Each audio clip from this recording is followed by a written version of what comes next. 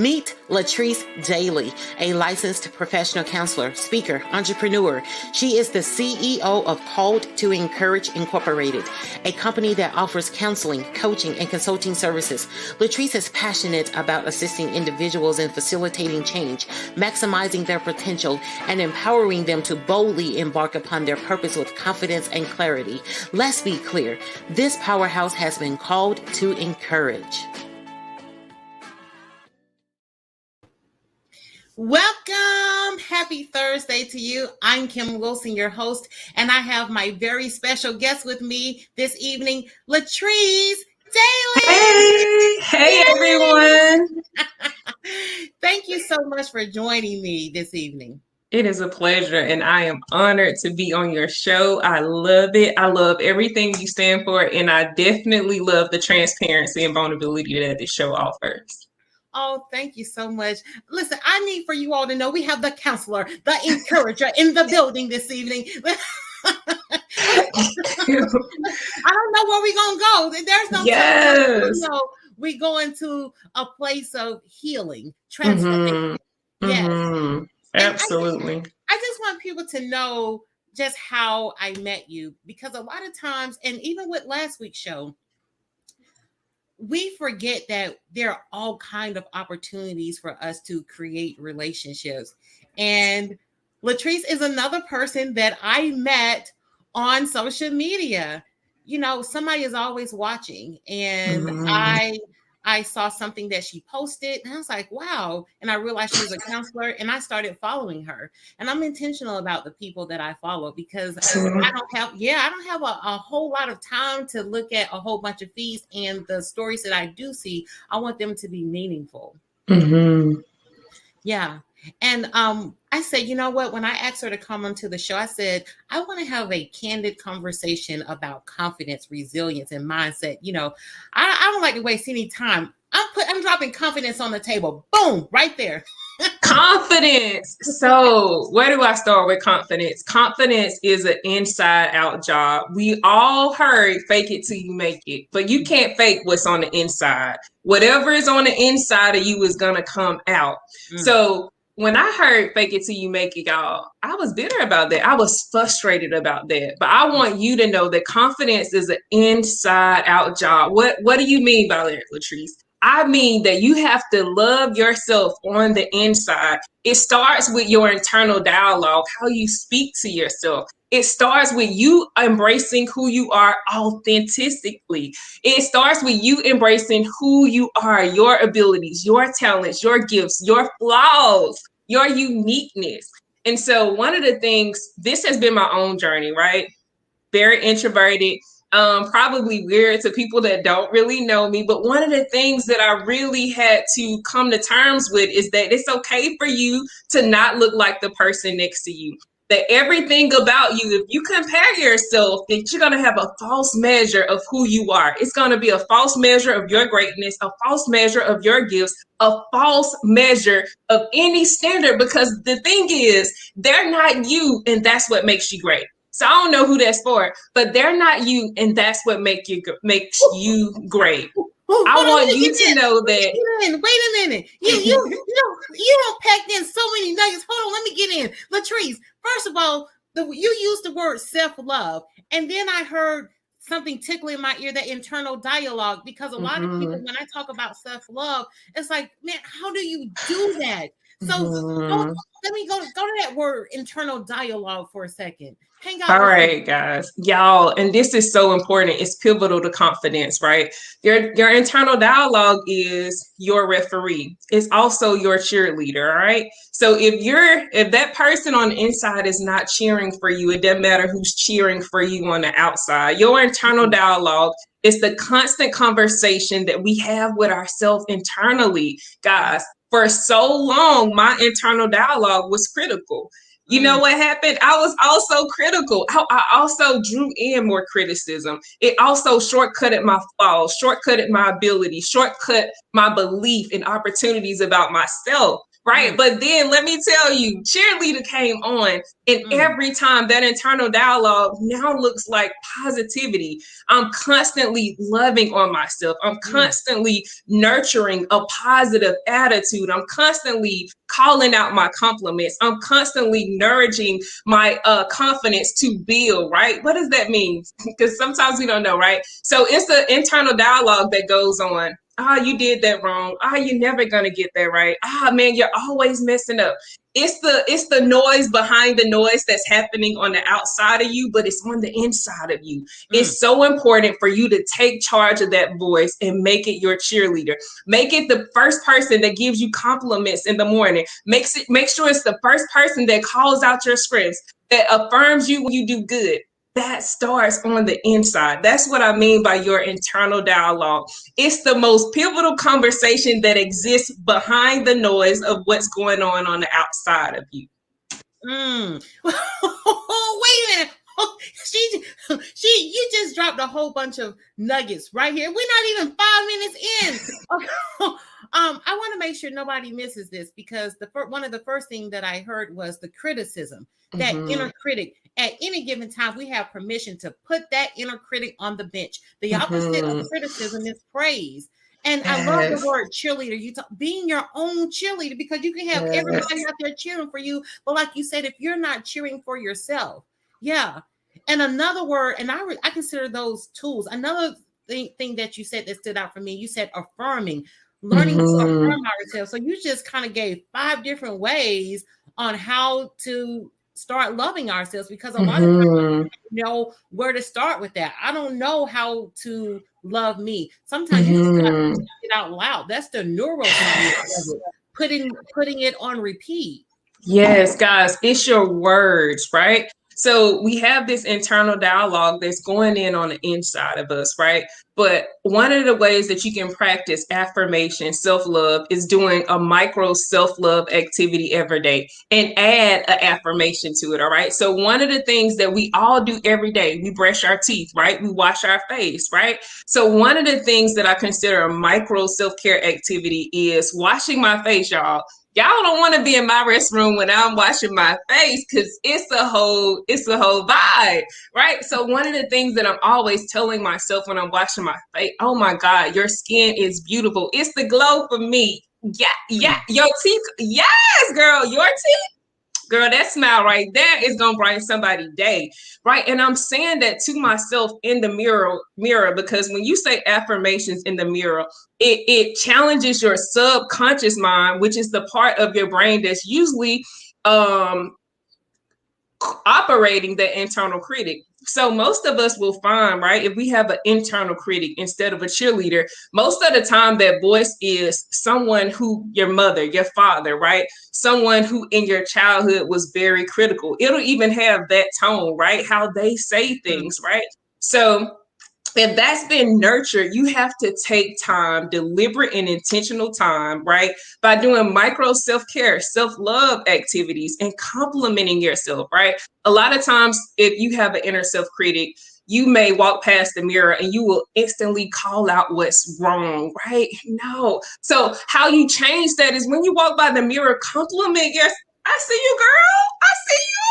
Right? I mean, y'all, that's because that's my natural personality. If I give someone a compliment, sometimes it's just like, yes, I see you working, right? I see you getting better. I see you getting stronger. I see you rocking that. You're doing your thing today. You're in your lane. I'm like, it's nothing to give yourself a compliment.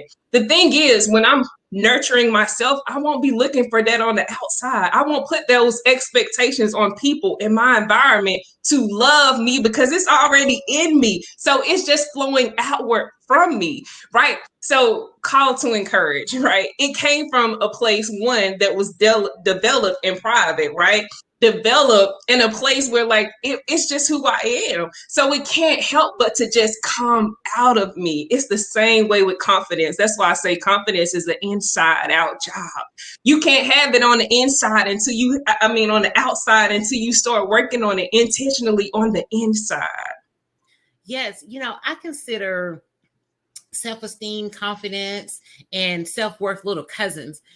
When the pandemic hit last year, I remember having a client she struggled with, well, her parents had a hard time getting her to be on screen virtually because since these salons were shut down, she was not able to go to the salon and get her extension. She had been wearing hair for quite some time, and she did not feel comfortable. She would not get on that screen. She did not feel comfortable getting on the screen with her own hair, with her regular hair. And they booked a session with me because they didn't know what else to do, because she just went into this depression. She didn't like who she was. Now listen, I have on nails, I believe in a beat. If anybody who doesn't know what a beat is, honey, that's that makeup. You put a beat on. I believe, I love makeup and all those things. However, if we feel like we can't part with it and forget other people not accepting us when we don't accept ourselves without it, that's when it becomes an issue. Yeah. And so by the time this young lady and I, we did some work together just to kind of see her get to that space where she was able to identify things that she liked about herself. And I remember telling her, after she kind of went through all of these things, I said, you ever thought of yourself as resilient? Like, I never thought about that. I said, well, you made it through this chapter, and I think whenever we make it through something, just being able to say, you know what, I may not be where I want to be, but I'm not where I used to be. And I can, and I will. Latrice, talk to me a little bit about resilience. Oh my God, y'all don't get me started on resilience, right? When we talk about resilience in psychology, they will tell you that resilience is your ability to adapt in the midst of adversity. Webster may say something about elasticity. It's your ability to remain flexible. It's your ability to spring back. And so even when you ask me about this, one of the things that I feel like about resilient people is that it's not that they don't hit rock bottom. It's not that they don't, is that they know that if they hit the bottom, I'm going to bounce. That's it. I'm going to bounce. Sometimes you got to develop that mindset that if I hit the bottom, I'm a bounce. If I hit the bottom, I'm a bounce. If I hit this adversity, I'm a bounce. One of the things about resilience is that it's about the flow. It's about your ability to be in trial and adapt and say that in this trial, I'm going to triumph. It's your ability to be amongst obstacles and look at that obstacle and say it's the opportunity for me to propel forward.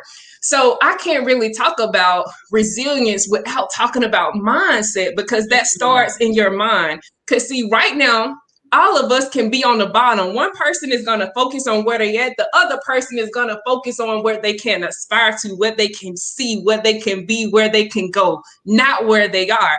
So one of the things about resilience is knowing, one, that you can spring back. To me, first, that's a mindset.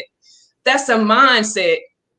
If you don't know who you are, and all you got to do, for all of us, we've been through some trial, something in life where we have a track record that we came out. If you're here right now on this live, your story had a climax, and then you hit it with the plot twist because it wasn't the end, because you sprung back, you bounced back. So I think the most resilient thing that you can do, even in obstacles, is look for the spring break. Look for the ability to bounce. Look for the ability to leverage the obstacle and turn it into opportunity. That starts with a mindset. My mentor, Jerome Wells, would always say, nothing is either positive or negative. It's your mindset that makes it so, which meant to me, I can be in a room of negativity, but if I choose to see positive, if I choose to see obstacle, if I choose to see opportunity, that was on me. So I could make that room whatever I want it to be, and it was going to work for my good. It was going to work to propel me, to promote me, to advance me. It's a mindset, right? We all have something in our life, a trial, a struggle, right, that we can learn from. But it also, if we're honest, in some way, it propelled us forward. If you got through, you're forward. If you got through, you're not in the same place where you started. You sprung forth. You bounced. Mm. Let me ask you this, Latrice, because I'm always thinking about relationships with women. I mean, every human being passes through a woman, period. Every I human love it. being. So when I bring in words like confident, and one of the words that just stood out for me that you use, opportunity, like when something goes wrong in the relationship with women, tapping into that confidence, even the courage to say, hey, did I miss something? Is something wrong? What's your perspective on the relationship with women, when we're not able to just kind of have this mindset like, hey, we can grow into one another. We don't have to grow apart. We can figure this Yes. out. Talk to me about that. I think one, and I feel like I just had this conversation with someone. It's the ability and the willingness to grow and evolve, right? And to know that in counseling we have this thing called confrontation, conflict. Working with adolescents is called gentle confrontation. And so one of the things that I've realized is that conflict is an opportunity for us to know more about one another. It's Mm, another way for me to enhance our relationship, enhance the approach that I have, right? In the midst of conflict, I think we have to know that it's not a bad thing, right? That even indifferences is not a bad thing, right? That it's something that we can grow from, or it's something that we can evolve to. We have to be teachable, right? I think a lot of times, if we have a incorrect relationship, or we saw an incorrect relationship with conflict, also too with confrontation, then most of the times we can automatically see those things as negative and focus more on the problem, focus more on the thing that divides us, opposed to the things that bring us together. And the other part of that is just like, as individuals in general, you know, we are first individuals before we are one. So I think one of the other things is respecting the autonomy of that person to operate as one, and focusing more on what brings us together as opposed to things that drive us apart. And then even if it's something big, because I feel like sometimes you do have those things in relationship, that what I call moral conflicts, right? But I think also too, in that is something that you can learn. It's an opportunity for growth, right? Even if it's not you guys staying together, but it is still an opportunity on a personal level for you to grow, for you to rise up, right? For you to set a boundary, for you to come, to make a decision. It's at every point, conflict, confrontation, differences is the opportunity to grow and to learn. But I think again, that starts with mindset. yes, it really does start with mindset because, you know, it's either a mindset, from my perspective, a mindset of fear based Mm-hmm. thinking, or abundance. Mm-hmm. Like, I'm afraid. Well, if my mindset is, I'm afraid that you will um, outgrow me, or Yes. I'm afraid that You will surpass me. yeah. Or even if somebody thinks, well, I think you're prettier than me. I think you're Mm-hmm. smarter than me. It's like, and that goes back to a word that you used earlier, the comparing. When we start Mm-hmm. comparing, and that's where that inner dialogue starts too. And that's one of Yes. those bad habits, comparing ourselves to other people. And and if we have a habit of that kind of mindset. So when we have Mm-hmm. this abundant based thinking, I am, I will, I can, my purpose, I'm very clear on what my purpose is. I'm not Yeah. going to put my purpose next to your purpose. There's so much room for everybody to succeed. And I think sometimes that mindset of fear thinking, well, you're going to get there before me. If I get that before you see this, then I'm you up. And Yes. I think like you can't be intimidated by that. I think one of the things, if you remove comparison, then and you add compliment, you open a door for a relationship. I think, and as women, we have to do more of that. If I see my sister, a lady next to me doing more, achieving at the level and the place that I want to achieve on, I don't have to be intimidated by that. But I will compliment it. I will start a conversation and say, sis, help. right? Because I'm like, the other part is, I think one of the things that you have to settle is that success is equal opportunity. Everybody got access to it. No one can stop you. You got to know too that your gifts, your talents, who you are, your uniqueness, that's what's going to make room for you. That's the thing. It is and we say this all the time in counseling and working with other practitioners. It's like, I want my people. I'm going to authentically operate as Latrice and be who I am because someone is called to my gift, my voice, my talents. And I don't think it's a competition because your people are called to you. And sis, if they call me, I'm sending them to you because success is equal opportunity. And I'm not intimidated by you getting there first, sis, because then you can tell me how you got there. You could give me, hey, go left, go right. You can give me directions. I think intimidation comes from also, too, a fear of self, right? We got a fear of self. It's something in you also, not really that person. It's something going on the internal side of you, right? If it's intimidation, if it's comparison, sometimes it's how we've been brought up. Sometimes it's a fear of success. Sometimes it's just that I think I all the time as African American women, sometimes we don't have the courage, the bravery to say, I see you doing your thing and I like it. I want to do that, right? And not be intimidated by it. If I say that I want to do the same thing, right? Or, to have the bravery to just compliment you and say, hey, you doing exactly what I want to do. I aspire to be just like you one day. It's nothing wrong with giving a compliment. And too many times we sit silent and that internal critic is going on telling you something about the woman next to you that you don't even know. Because I'm telling you, you might want to walk her walk, but you don't know how she had to walk to get to where she is. You don't know the story of those hills. You think you want it, but I'm gonna tell you what, if you had to walk in, you might give those hills back because her journey was for her.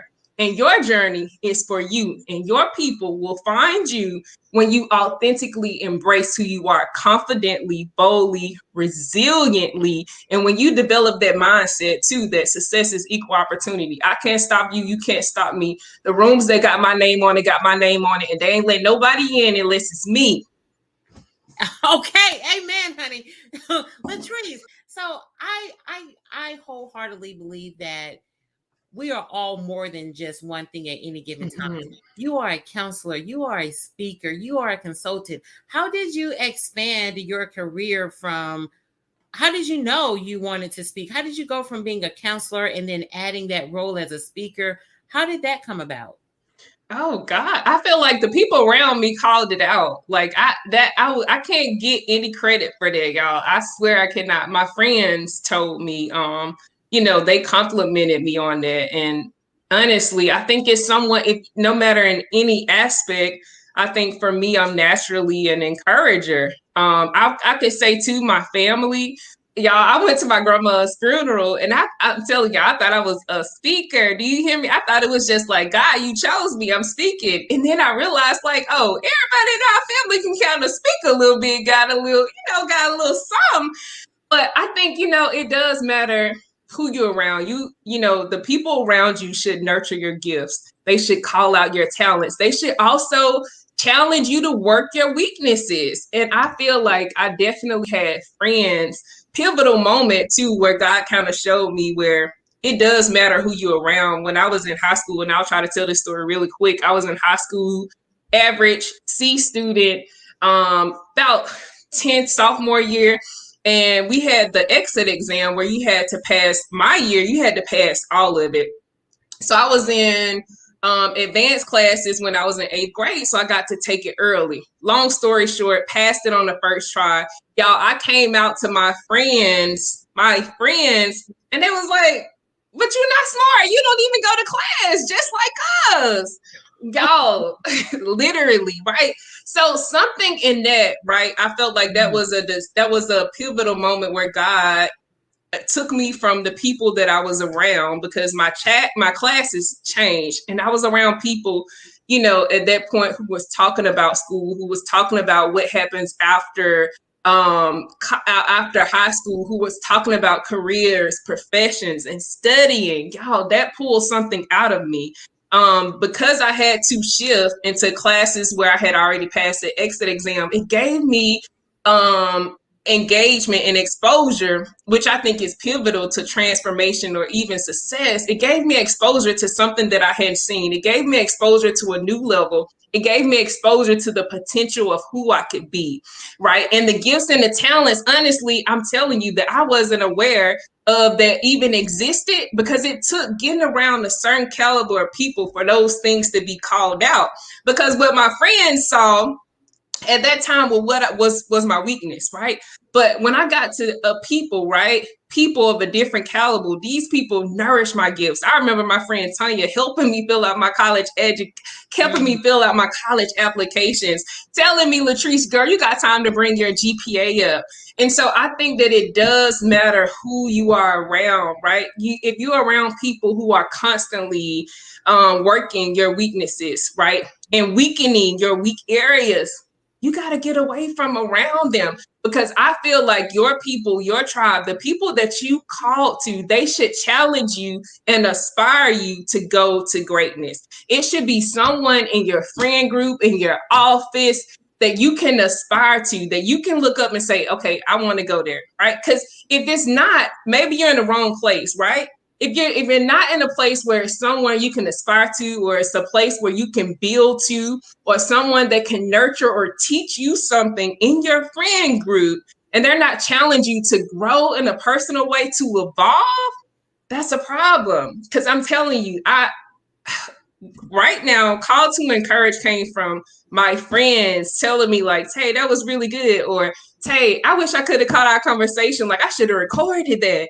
Or family, like that's where it came from. I think I had an awareness like that I love encouraging people.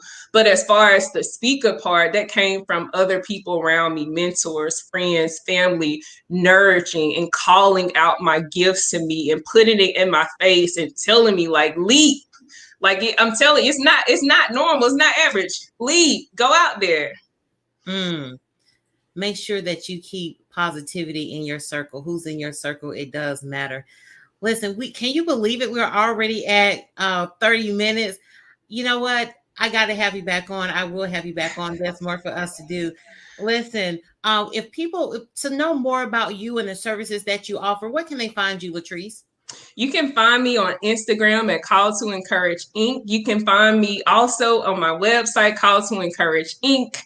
Number with the number 2 instead of TO. You can also find me on Facebook at Call to Encourage Inc. If you go to my website, you'll see that I offer counseling, coaching, and consultation. Okay, and I will also put this in the summary. I'll put a link to your website. Thank you so much for joining me, Latrice. Thank you. Thank you, Kim, for having me. Such an honor. Thank you. Listen, you guys, I'm going to be here next Thursday at the same time. You could have been anywhere in this world, but you chose to hang out with us today. If anybody has not told you today, let me be the first to tell you, you are amazing. And what I did in that moment, I just used positive affirmation. Yes.